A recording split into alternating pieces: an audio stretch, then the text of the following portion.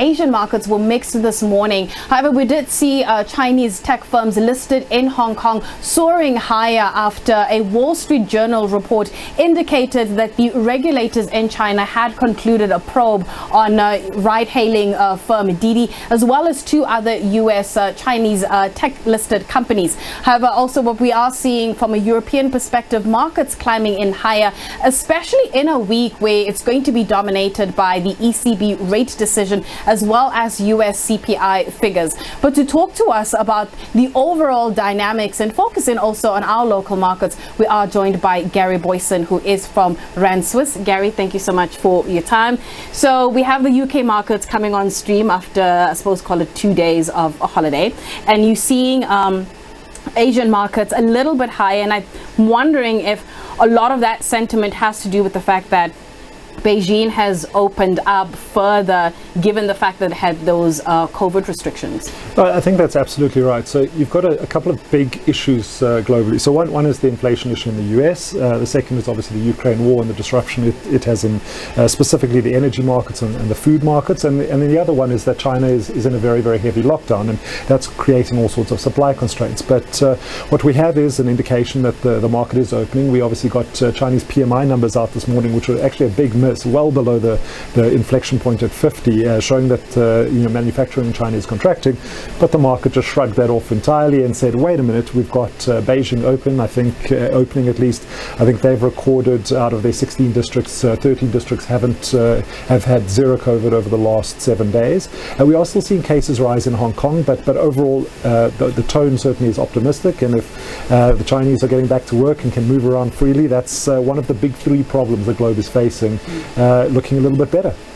What has been the market reaction to the OPEC Plus price increase? I mean, just a couple of days ago, we had the OPEC Plus meeting, and they were saying that, well, we're going to increase capacity 50% over the next couple of months.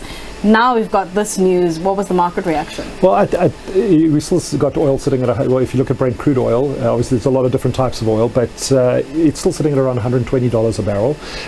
Now, when we saw that output increase, as you mentioned last week, initially that intuitively would mean that oil prices should drop because there's going to be more supply coming on stream, as you say, a 50% increase.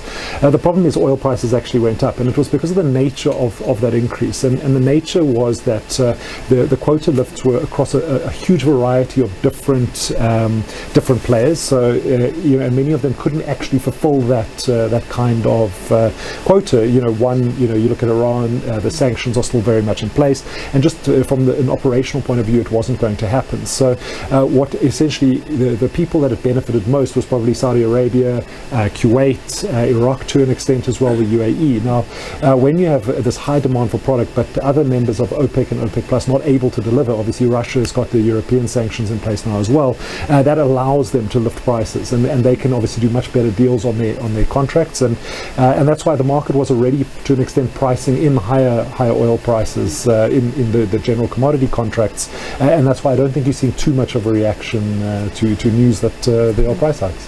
So we had the US jobs report figures. What does that mean for the Fed's pace of rate hiking, or are we still unsure at this point? We're always unsure. No, it's a very efficient process, I suppose, because everyone just focuses on it in such a huge amount of detail. So looking at it, I think the gut reaction from the market was that the Fed is going to be able to leave their more aggressive rate hiking plan in place, and that's why we saw after the numbers, the S&P 500 opened down well over 1.5%. Markets just thinking that we're going to have a very, very hawkish Fed going forward. If you look into the numbers, it was a beat on expectations. So 390,000 new jobs added is higher than people expected, but it was mainly coming from the hospitality and leisure sector, which is restaurants reopening, and it's I think very much the same story that we're seeing playing out in South Africa. Many companies just getting back to work, starting to put the whole pandemic behind them. If you are looking for a little bit of optimism in the number, you're looking at the average hourly earnings that only increased at 5.2%, so still high, but not as high as the market was expecting. So maybe a little bit of relief there. But as you said at the top of the show, the big number to watch is going to be the US inflation number, because that's really what is going to be able to, I suppose, determine where the profile of that tightening of monetary policy in the US is going to come from. So you have Elon Musk saying he's having a really bad feeling about the economy. Jamie Dimon saying expect an economic hurricane. How concerned are you about the second half of the year when it comes to the US economy or even the global economy, even if I suppose we might even get more comments that are a little bit more dour?